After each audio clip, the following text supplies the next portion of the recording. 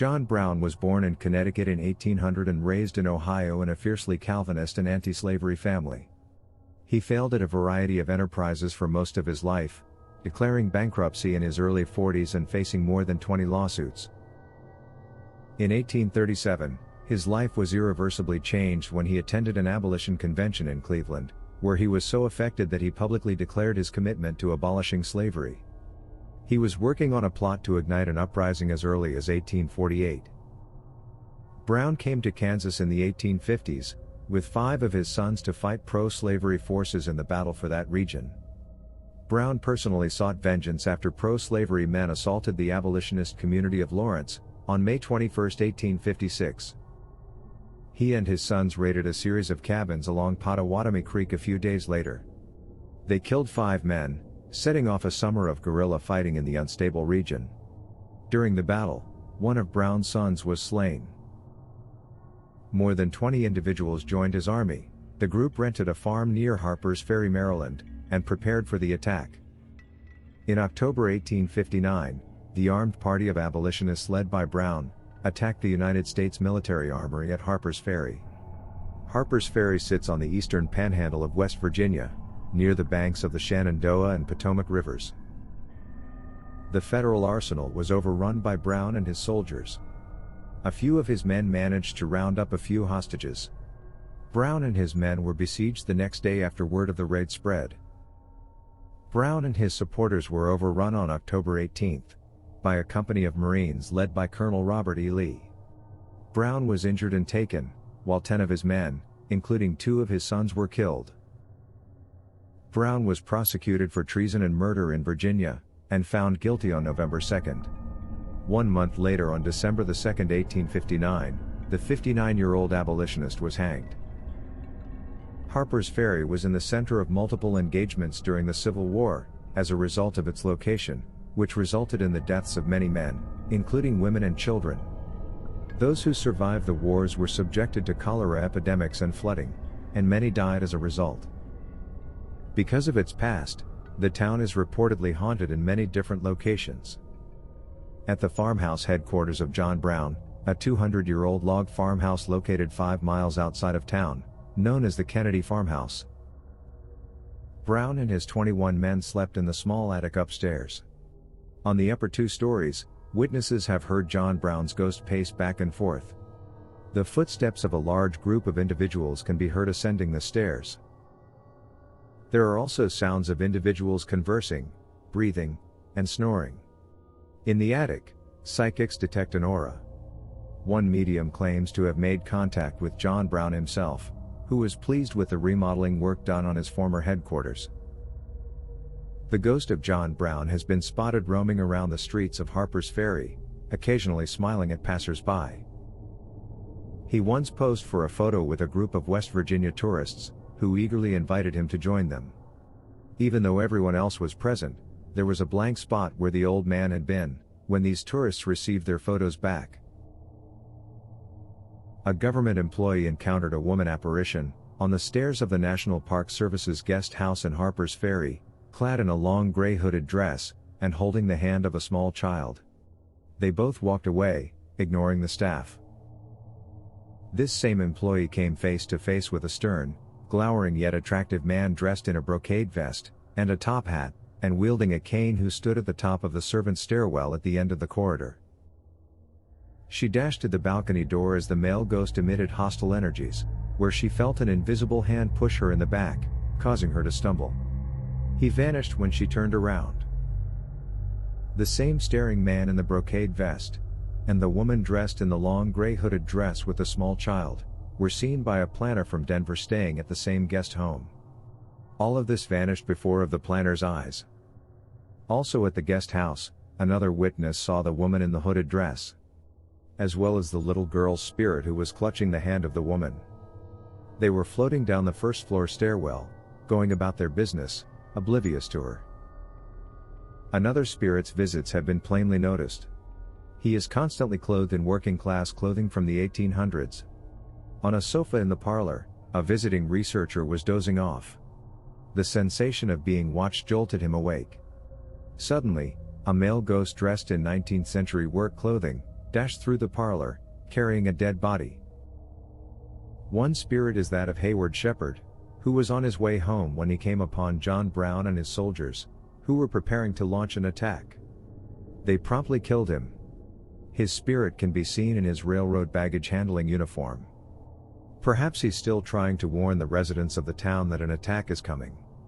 He could be replaying his stroll home and the deadly surprise he encountered in the hopes of changing the outcome. At another location, a man and his children lived on the upper floor of a historic house in Harpers Ferry's downtown district. He was awakened by the terrible, heart-wrenching wail of a small child, which seemed to come from his bedroom closet. This happened on and off for months. While doing the dishes late one night, he saw a luminous white ghost float out of his closet and proceed toward his bedroom before disappearing. A huge crash shook the house as he returned to the dishes. Nothing was found to be out of order after he inspected the house.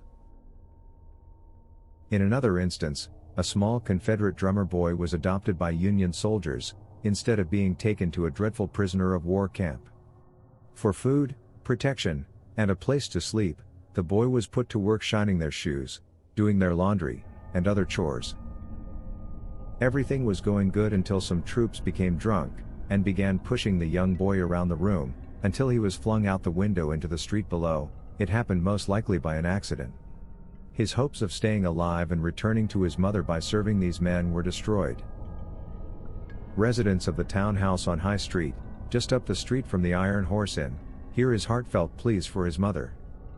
This heartbroken soul is still angry that he was killed by the men he had hoped would carry him through the war, and allow him to return home to his mother.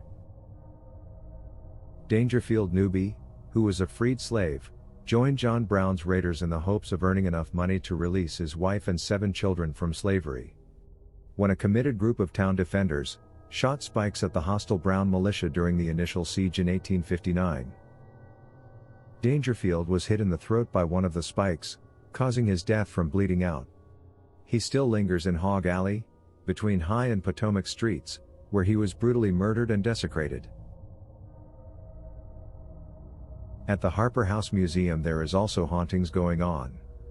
Originally it was the Harper's house. The ferry business had brought Robert and Rachel Harper significant wealth.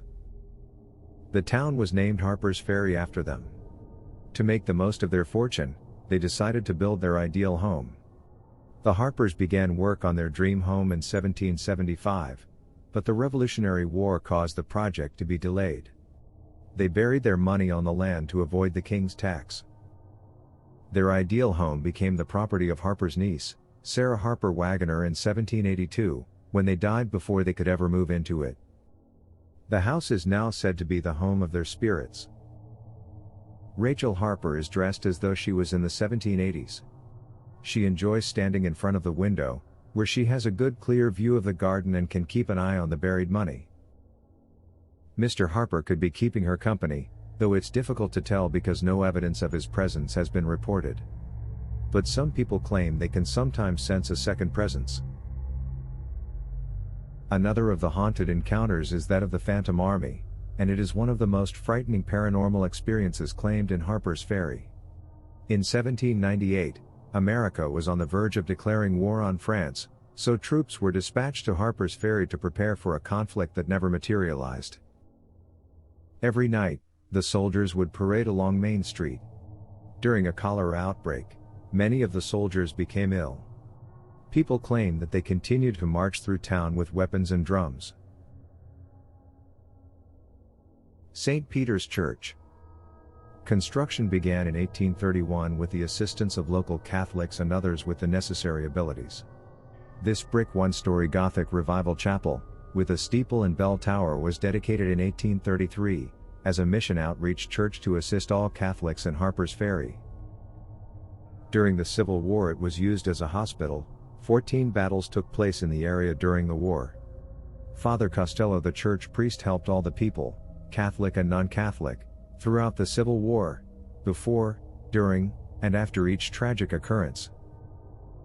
With his persistent prayers for the suffering population, for mercy and fairness from the occupying forces, and by opening the church as a hospital for both injured defenders and the wounded populace, Father Costello dedicated himself to service.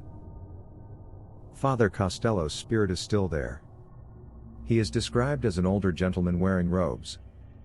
This spirit has been seen strolling down the path beside the church, then turning and walking through the wall as if it were a door, most likely because he remembers the former church with a door there. This ghost has been seen praying for the people of Harpers Ferry at the altar. This spirit is also seen moving around the inside of the church, apparently going about his business. It is said also to be haunted by a soldier. This young man, a devout Catholic, was sent to the hospital for treatment, but because his injuries were not as bad as some of the others, he was forced to wait outside for assistance. Being taken to a Catholic church offered him comfort. However, his wounds were more serious than anyone had anticipated, and he died while being brought into the church. "Thank God I'm saved," he said as he died. Some visitors to the church claim to perceive a luminous aura at the entryway. Some even claim to have heard from a disembodied voice, hearing his final words. Screaming Jenny was a poor lady who perished after catching fire and running into the path of a train while seeking assistance. She is said to haunt Harper's Ferry. Jenny, as she was known, was an orphan with no family or money who lived alone in a shanty near the railroad lines. Her garments caught fire one day as she was warming herself and eating by a fire. As her clothing continued to burn, she raced for rescue, oblivious to the fact that she was sprinting straight into the path of a train. It instantaneously killed her. On the anniversary of her death, many claim to witness Jenny's phantom, a ball of fire on the rails that vanishes when the train strikes her. There are many other stories about this town. It's one of the most haunted places we've researched. So what do you think of Harper's Ferry? Let us know in the comments below, and as always please like and subscribe.